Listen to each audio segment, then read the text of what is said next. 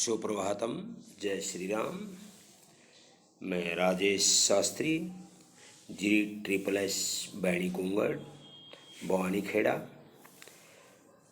प्यारे बच्चों, हमने बसंत के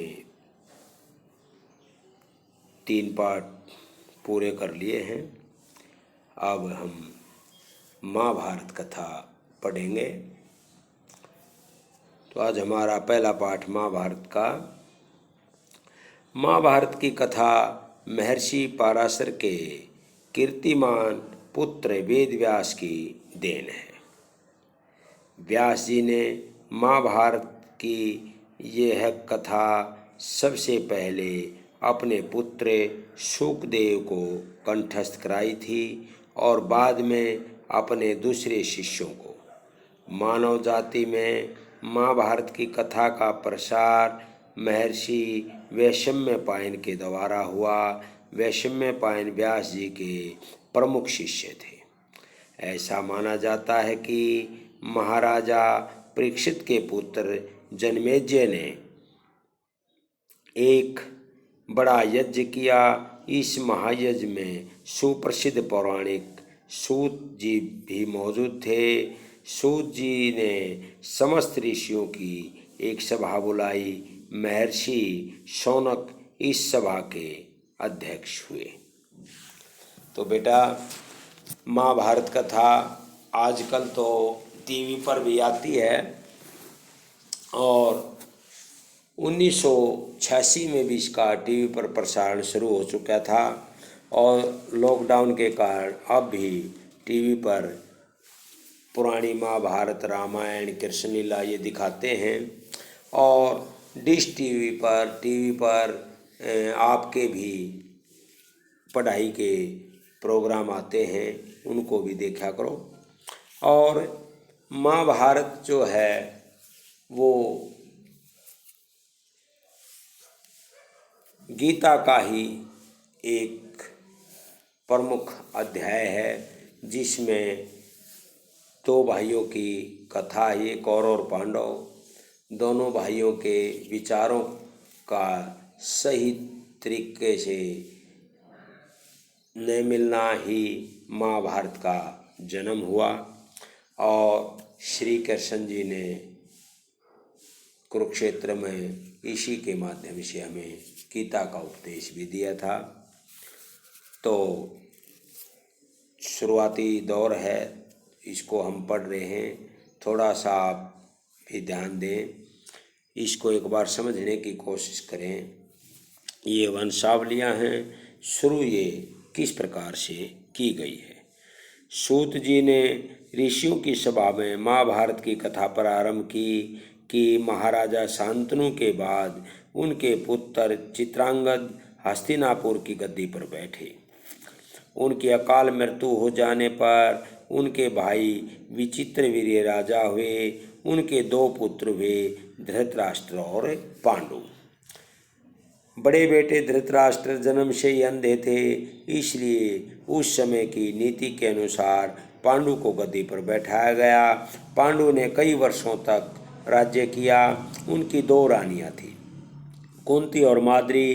कुछ समय राज्य करने के बाद पांडु अपने किसी अपराध के प्रायश्चित के लिए तपस्या करने जंगल में गए। उनकी दोनों पत्नियां भी उनके साथ ही गई। वनवास के समय कुंती और माद्री ने 5 पांडवों का जन्म दिया। कुछ समय बाद पांडु की मृत्यु हो गई। 5 अनाथ बच्चों को वन के ऋषि मुनियों ने पालन पोषण किया और पढ़ाया लिखाया। यानी कि वन में ही जब वो तपस्या कर रहे थे पांडु, और वो पांडु उनका नाम क्यों पड़ा, क्योंकि वो पांडु से रोग से पीड़ित थे। पीलिया रोग से वो पीड़ित थे और वन में उनकी मृत्यु हो गई। वहीं पर कुंती और माद्री के 5 पुत्र हुए और 5 ने की शिक्षा दीक्षा का कार्य ऋषि मुनियों ने ही पूरा किया। जब युधिष्ठिर 16 वर्ष के हुए तो ऋषियों ने पांचों कुमारों को हस्तिनापुर ले जाकर पितामह भीष्म को सौंप दिया। पांचों पांडव बुद्धि में तेज और शरीर से बली थे। उनकी प्रखर तेज बुद्धि और मधुर स्वभाव ने सबको मोह लिया था। यह देखकर धृतराष्ट्र के पुत्र कौरव उनसे जलने लगे और उन्होंने पांडवों को तरह तरह के कष्ट पहुंचाना शुरू किया। यहाँ से होती है महाभारत युद्ध की शुरुआत, क्योंकि दुर्योधन अपने से बेहतर किसी को नहीं समझता था और वो किसी को भी अपने से अच्छा नहीं मानता था। दिन पर दिन कौरवों और पांडवों के बीच वैर भाव बढ़ता गया।